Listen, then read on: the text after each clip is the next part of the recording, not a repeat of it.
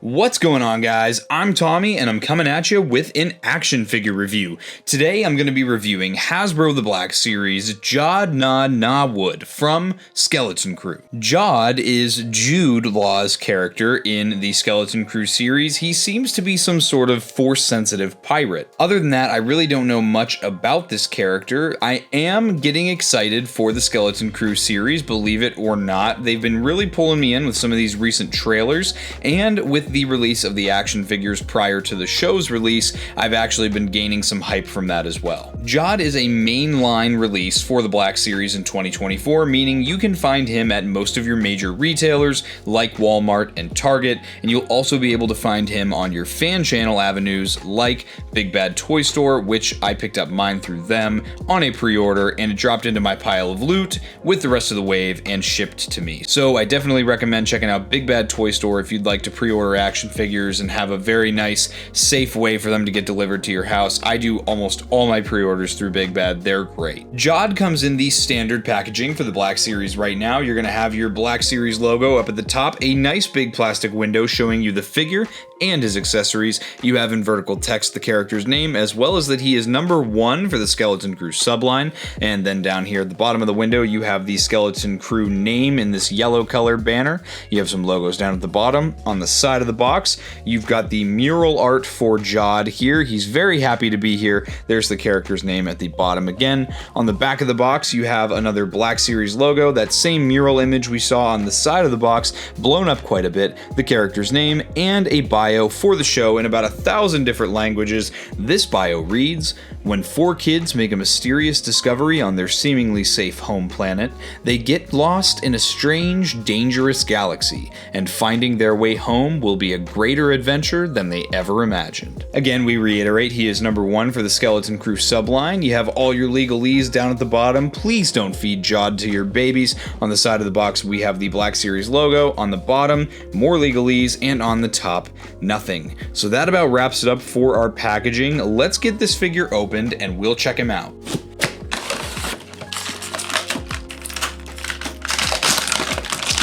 Alrighty guys, here's Jod out of the box. Before we check him out, let's first check out the 2 accessories that he comes with, the first of which being a little hood piece. Now I've seen this on Jod's head in some of the trailers very briefly. This gives me Indiana Jones Raiders of the Lost Ark vibes when Indy kind of disguises himself to go into the dig site. This piece has some very nice textured sculpt work done here. You can see all the different kind of fraying of the layers of fabric here. Obviously this is a piece that will go over his head. I'll show you that a little later. Aside from that though, this piece, it's very rubbery down here at the draping pieces here, but really there's nothing else to this accessory. This is a very plain accessory and it's a very optional piece. Ultimately, I probably won't be displaying my Jod with this. The other accessory Jod comes with is a blaster pistol. Now this blaster pistol looks very piratey, very 1600s pirate. It's got some really nice black and silver paint applications there, and it's also got a nice color for the grip of the blaster. Ultimately a very nice accessory here, and I do not believe that this blaster is the same sculpt as any of the blasters that come with Pirate Captain Brutus. So this is another newly tooled blaster pistol to add to the Black Series line here. Okay, now let's check out Jod. Taking a look at him here, I can kind of see the Jude Law likeness here on the face. It looks pretty good. He's got some pretty solid paint applications for the eyes, for the kind of 5 o'clock shadow he's got going on here. It looks really nice. They've even given just a little bit of a difference to the hair to kind of show that fade on the sideburns there, so it's a little lighter down by the beard. Aside from that, it's pretty plain. There's no wash or anything to the hair, it's just painted brown. He's got this trench coat here, which has some really nice paint applications for these gold overlays. These are down by the sleeves, and then these are also over the kind of big pockets on the fronts of the trench coat here, and these match on both sides. And then it's also got a little bit of a two-toned like paint job application to the outer pieces which fold over. Aside from that though, I'm not seeing a whole lot, aside from the great sculpt work that they've done on the jacket. I'm not really seeing a whole lot that goes as far as detail on it. Underneath here, you'll see that he does have a shirt. The flesh tone is painted on the top here. And then you'll also see, aside from that, again, nothing really to look at here. And then down at the belt, you do get some paint applications. They do have a separate overlay for the belt that has the holster for the blaster. They went ahead and painted on the buckle as well as the holster itself. And then they have this little, I don't know what this is supposed to be here, the insignia on the belt buckle. It looks cool, it looks like some kind of creature, but I don't really recognize it. And then we get down to the pants here. You'll see the pants have a nice stripe painted along the side here with some more cargo pockets. Aside from the stripe, I'm not seeing any other paint on the pants whatsoever. And then of course down here at the boots, you've got some nice sculpted detail again with that kind of pirate boot effect there. But again, given that Star Wars flair with this extra painted bit down at the bottom here.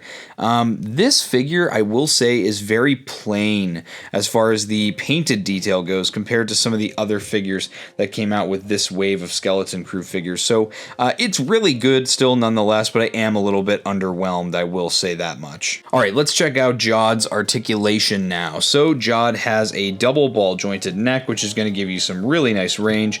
He can look down a good amount. He can look up a good amount as well. We definitely want him to look down because he's going to be interacting with the kid characters from the show a lot. He's got some good tilt on that head as well as some right and some left. Over here at the shoulders, he does have, you can see it underneath the rubbery overlay for the coat, some butterfly joints. And even with that overlay there, you're going to get some great range of motion out of those butterfly joints. He also has a hinge and swivel at the shoulders, so you're going to get just a little bit more actually than 90 degrees of bend there, as well as a full 360 degree swivel. At the elbows here, he has a deep cut single jointed hinge. It's going to get you about that 90 degree mark, maybe ever so slightly more. There's also a swivel at the top of the elbow, and then he has some ball jointed wrists. I'm always appreciative of ball jointed wrists in the Black Series. Those are on both hands there, those ball joints. Those are pretty awesome if you ask me. He does technically have trigger finger hands on both hands where the pointer finger is separated from the rest of the hand on the sculpt there. However, it's obviously much more prominent on the right hand, and that's because he's got a cross draw holster there. Jod's got a ball joint at the midsection, which is going to give you some decent range. He's also got a ball joint here at the hips. Now, the trench coat is actually not going to be hindering the articulation too much because of all the cuts that they've made into the trench coat, and you also won't have much issue with this holster here because it moves out of the way, being a rubbery overlay as well. He does not have a cut for a thigh swivel. However, they did make the new hip joints for the Black Series give you access to a kind of thigh swivel movement. This one actually has some really nice range. Down here at the knees, he's got some deep cut single jointed knees. Those are going to get you to that 90 degree mark, and even with the coat being a rubbery overlay, it's cut so that the feet can still kind of kick back and it doesn't hinder your articulation at all, which is good. He does have a swivel at the top of that knee as well, and aside from that, this guy's going to have that classic Black Series forward facing pin for rocker, as well as a hinge, which is going to get you just a tiny bit of forward, but it's going to get you plenty of back. So overall, some very good articulation, some highlights here like the depth of range on the butterfly joints as well as the ball jointed wrists. Taking a look at the hood here, it looks like this is just going to slip right on over Jod's head. It's looking a little bit difficult though to get the hood on with Jod's head facing forward. He kind of wants to look down when that hood is over his head, but you can finagle it after a while to get it to sit like that. Again, I don't know what the context of this specific accessory is other than just seeing it in the trailers. I myself am not going to be posing my Jod with this.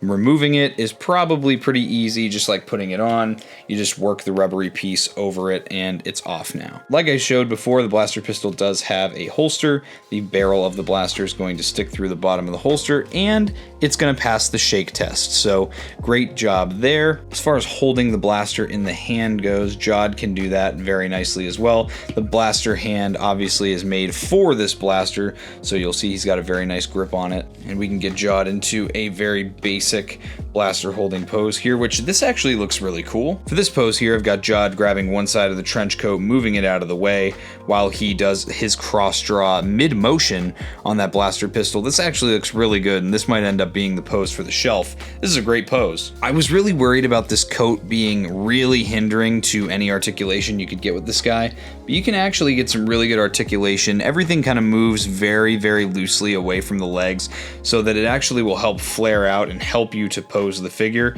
in some more action poses with that blaster outstretched. And here's Jod in a one-legged running pose. This was a super easy pose to get this character into, and again, showing how when you kick the legs back, everything separates and moves out of the way very nicely on the overlay for that coat there. And again, it is a really good figure in that way. Here is Jod with the Neil at Adden figure, which is in the same wave. These guys look really well together, and they look like they scale together nicely too. And here is Jod next to the Pirate Captain Brutus Port Borgo figure, and these guys look really good together as well. They scale very nicely. Overall, I think I'm a little underwhelmed by this guy. He is one of the main characters of the show, so it is just a very basic character design. There's not much Hasbro could have done to really brighten this figure up. Hopefully this character really shines in the show and makes me really appreciate this figure more than I do seeing it beforehand. But with that being said, guys, I hope you enjoyed this review. If you did and you're not yet subscribed, subscribe to Blitz Transmissions. I've got awesome Star Wars content coming out all the time. Make sure to check out my social media, all of which is linked in the description below. That's going to be all for this review, guys. I'll catch you for the next one, and may the Force be with you.